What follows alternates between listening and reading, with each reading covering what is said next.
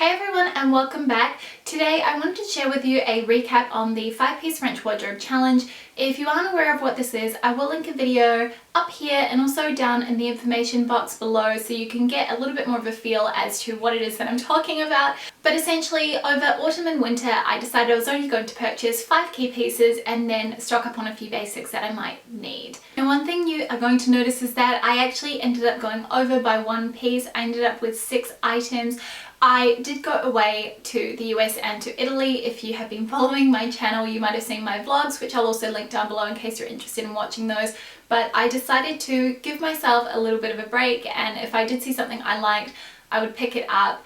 And then the other thing that I sort of decided to do, just because, I don't know, I mean, I feel like when you go away on holiday, you should be able to buy yourself something if you so wish, and I didn't really go crazy. So anything that was under 75 Australian dollars, I decided to count as a basic piece. Anything that was above 75 Australian dollars, I was going to include as one of those key pieces for this challenge. So what I'm going to do is jump into it and just share with you everything that I picked up. It hasn't changed wildly from my previous update video, which I'll link up here and also down below, but I have added in a couple of additional pieces, and I just wanted to go through whether I'm still happy with my purchase and if it really was a success, as obviously the purpose of this is to be adding things to your closet that you are going to cherish and love for a very long time. The first piece that I want to talk about is this kind of mohair shawl cardigan from Country Road. I have been eyeing up the Acne Studios Raya cardigan for a really long time, but they are probably about $500, and I just thought that given that we had so many expenses this year, it really was out of the question to pick one of those up. So this really seemed like a great affordable alternative, and I picked this up during one of Country Road's spend and saves as well, which means that I got a really good deal for it. But I love this. It has slightly fitted sleeves, which I kind of like pushing up a little bit, and then a really nice loose fit through the body. And I have worn this so much. I actually have been wearing long cardigans like this since I was about 18, so it's a good 10 years now, and I really love this style just with blouses and skirts, with jeans, or even just with a little mini dress. I think it is super cute. I am still just as happy with this as when I first picked it up. It's worn really well. It is super warm, and it has been, as I said, such a great staple for the Australian winter. So really happy with this, and I imagine that I will probably be whipping this out again next year as well. This next piece is one that I picked up ahead of our holiday, just as I wanted to get a new summer dress to take with me, as I didn't really have too much in the way of, I feel like, a suitable travel clothing. So I grabbed this. It's sort of like fitted at the top. It's a midi dress, and then it has this really cool crossover detail at the back. I'm going to insert some videos so you guys can actually see what this looks like on, but this is just from Asos, and I love the navy pinstripe. I think it is super cute. I got loads of compliments every single time I wore this. The cutout at the back was perfect, particularly because if we were traveling, it was so hot. And yeah, I really am pleased with this. I've also been able to figure out a way to wear this for winter, just with a little skivvy underneath, which I think looks very cute, and it's just a way to get a little bit more bang for my buck. I'm probably not going to be able to wear this to the office, if I'm completely honest, because it just has too much cutout at the back, and you can't really wear a bra with this, but I think I'm going to get a lot of wear out of this over the summertime. So really pleased with this, and I just think it is really cute and super flattering, and it's also on sale now as well, so I will link that down below in case you guys are interested in picking it up. One of my favorite brands since I was in my teens is Lover, and I spotted this skirt. It's called the Drifter mini skirt, and it is an A-line style, has this rivet and rope detail here at the front and zip up detail at the back and big patch pockets.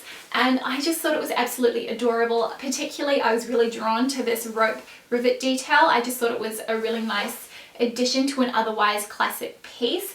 I have worn this quite a lot, but I have to admit I've actually decided to part with it. And it finally occurred to me yesterday the reason why I wasn't so sure about this, and it's the colour.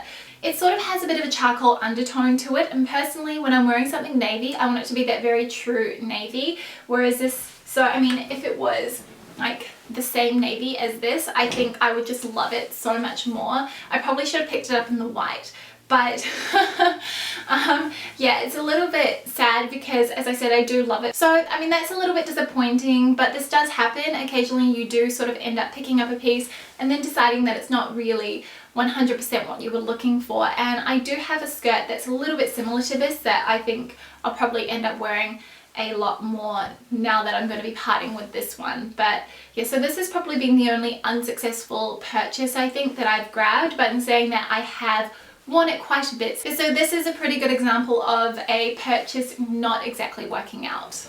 This next one I grabbed while I was in Florence, and we'd sort of popped into Cos and Luke was grabbing some t-shirts and some shorts, and I sort of figured, well, we're here, I might as well try something on, and he sort of really liked this on me, and in the end I decided to go for it. It is a very simple t-shirt dress in navy, and it has an asymmetrical hemline, and I feel like it's really cute belted. I'll show you guys what it looks like belted in the cutaway, just as I feel like that is such a nice way to wear this.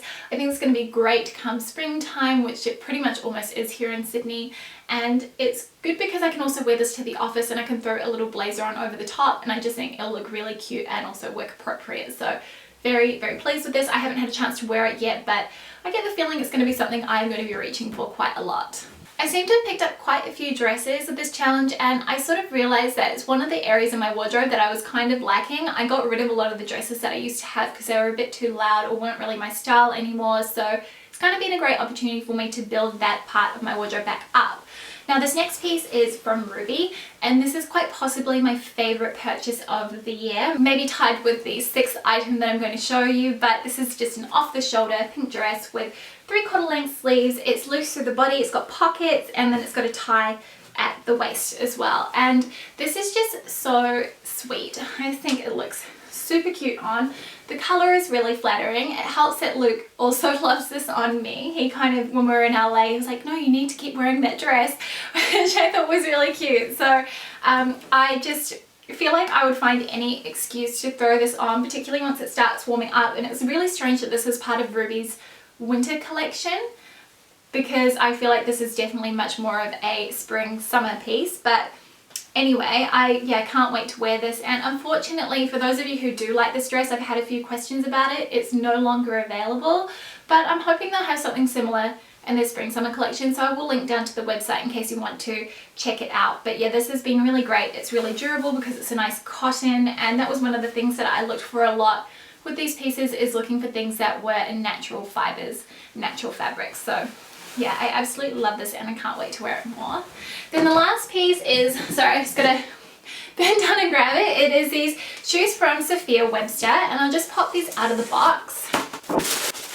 Okay, so they are these white leather sandals with an ankle strap. They have a really cute gold and white beaded heel, and then these white and rose gold bobbles on the toe, and I absolutely adore these. These actually have turned out to be super duper comfortable. I wasn't expecting them to be, but I wore them and I haven't gotten a single blister from wearing these, so I'm really, really pleased with that. I managed to actually grab these on sale, so I got a really good price for them. Otherwise I don't think I probably would have picked them up. They are definitely much more of a special shoe. But the reason why I actually grabbed these is because I had a pair of sandals from opening ceremony, and they were a similar sort of style. They had a strap around the ankle and then a strap across the foot. However, unfortunately, they just got completely destroyed. The strap across the foot completely pulled out. So I've still got them at home. I don't want to throw them away.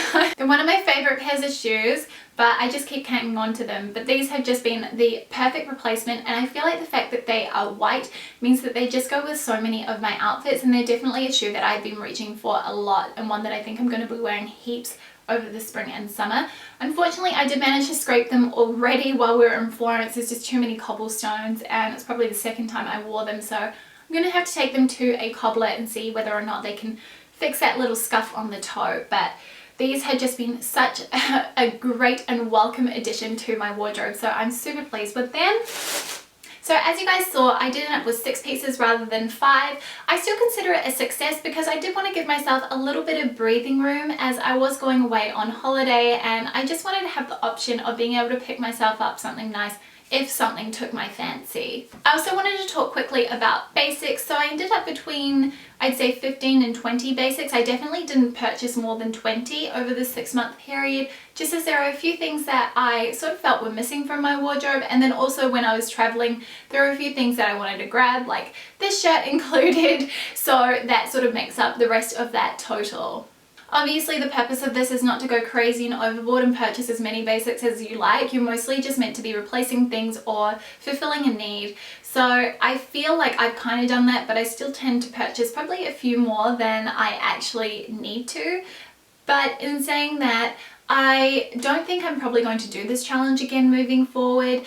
I had sort of decided to take it on as I wanted a few restrictions around my shopping given how big this year is for us, with Luke's brother getting married and then also our wedding in October. So I just sort of felt like it was something that was going to help me make some really considered and measured decisions about what I was adding to my wardrobe, given that we have all these other things going on, and also probably to help me rein in the amount of things that I was adding into my wardrobe, because sometimes you just want to get a little bit spendy even when you can't. I think the other thing is that I'm also really ready to give my wardrobe a bit of a refresh and an overhaul and start to add in and incorporate a little bit more color, just as that is something that I felt has been really missing from my wardrobe over the last couple of years, and I feel like it had just helped to breathe new life into the pieces that I already own. So that's everything that I ended up picking up. I would love to know if you guys have ended up doing this challenge, or if you've got any questions, please drop them down below as I would be happy to answer them for you.